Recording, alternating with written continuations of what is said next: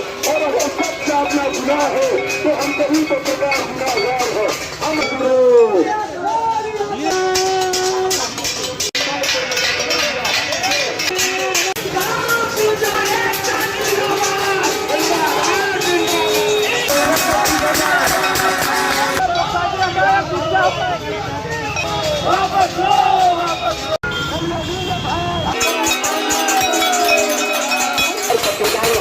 से जुड़ा हुआ है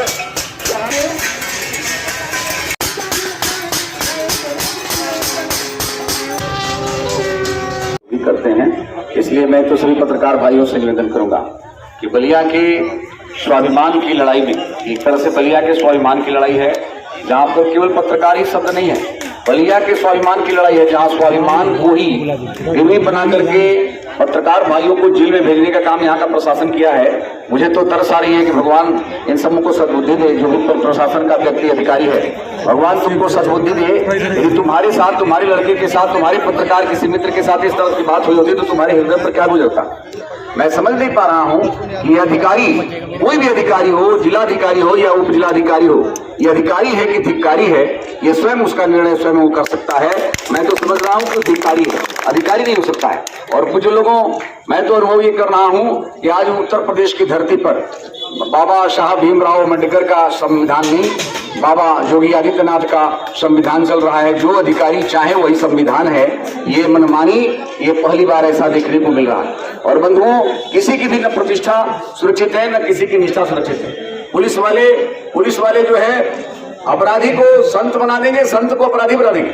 ऐसी स्थिति जहां समाज में पैदा हो गई हो, वहां पर संविधान और इंसान का रक्षा करना इतना आसान काम नहीं हो जाता है।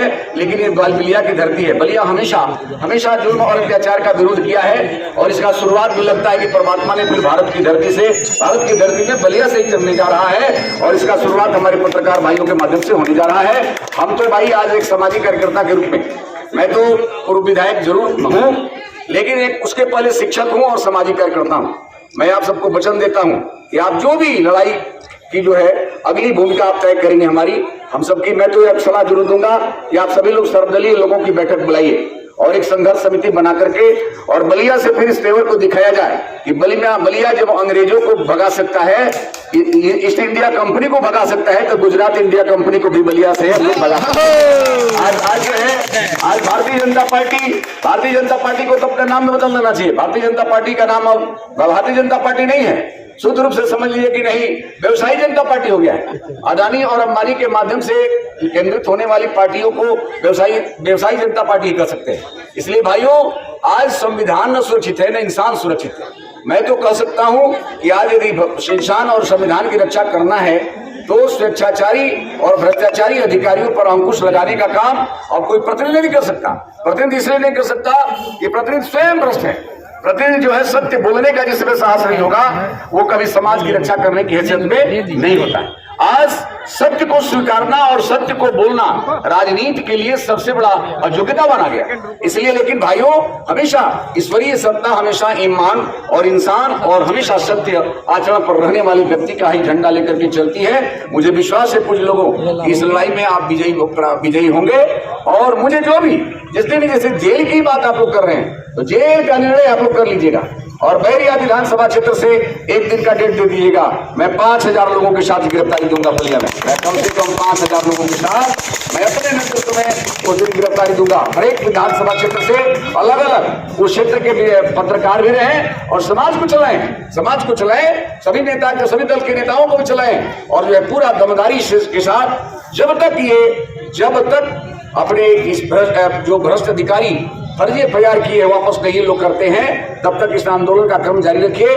और आवश्यकता पड़े तो जो भी आप लोग निर्णय करोगे, क्योंकि मेरा ये आंदोलन नहीं है, मैं आप सबके इस आंदोलन में पूर्ण जोर समर्थन देने के लिए आया हुआ है। और जो भी आपका निर्णय होगा, आवश्यकता पड़ेगी तो बलिया जिले में कोई भले बैठेगा नहीं बैठेगा, आवश्यकता पड़ेगी तो आपके सम्मान की रक्षा करने के लिए मैं भूख हड़ताल पर बैठ सकता हूं और अमन अनशन कर सकता हूं। न्याय दिलाया जाएगा, हर हालत में न्याय दिलाया जाएगा, इसमें कहीं सोचने की जरूरत नहीं है। कुछ लोगों, बलिया सामान्य जिला नहीं है, बलिया तपस्वियों की जिला है, त्यागियों का जिला है, मंगल पांडे और चिट्टू पांडे का जिला है, जहां पर जीवन और अपने जीवन और जवानी की चिंता न करते हुए केवल समाज और देश की चिंता करने वाले लोग इस पट्टी में पैदा हुए हों। वहां पर पत्रकार के सम्मान की रक्षा हर हालत में की जाएगी। यदि प्रशासन नहीं चेता तो मैं स्वयं कह रहा हूं कि जो भी आंदोलन करने वाले, चलाने वाले हमारे बंधु हैं, हमारी जो भी भूमिका आप तय करिएगा उसमें चढ़ बढ़ करके हिस्सा लेकर के आपके सम्मान के, पत्रकार लोगों के सम्मान की रक्षा की जाएगी। और यहाँ के भ्रष्ट अधिकारियों और शिक्षाचारी अधिकारियों को यहाँ से निश्चित रूप से जो है बौना होकर के जाना पड़ेगा, इसमें कोई संदेह की बात नहीं है, और बौना होकर के भेजा जाएगा, इसमें कोई दो राय नहीं है। आज इतना ही कहते हुए बात को रुकता हूँ। भारत माता की इंकलाब जिंदाबाद, भ्रष्ट अधिकारी मुर्दाबाद, भ्रष्ट अधिकारी मुर्दाबाद। उन्हें जेल भेजा जाता है, ये कौन सा न्याय है, कौन सा लोकतंत्र है? क्या लोकतंत्र का चौथा स्तंभ भी सुरक्षित नहीं रहेगा? ये बुनियाद है, संविधान की इकाई है, और संविधान सुरक्षित नहीं रहेगा तो देश कैसे चलेगा? हमारी मांग है, और इस मांग के साथ आज यहां कांग्रेस पार्टी ने यह आंदोलन शुरू किया है कि तीनों पत्रकारों की बिना शर्त रिहाई हो। कोई भी व्यक्ति अगर किसी के ऊपर आरोप होता है, या प्रशासनिक अधिकारी हो या पत्रकार हो या कोई व्यक्ति, तो उसकी जांच होनी चाहिए थी। बिना जांच के, बिना तथ्य के, बिना प्रमाण के, सिर्फ अपने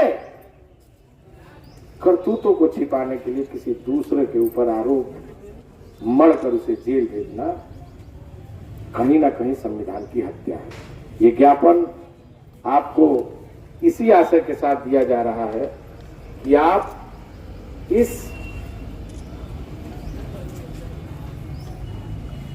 इस ज्ञापन को आप लेंगे और निश्चित तौर से उन तीनों पत्रकारों की रिहाई कराने में आप अपना सहयोग करेंगे, और आपके पास पर्याप्त आधार है।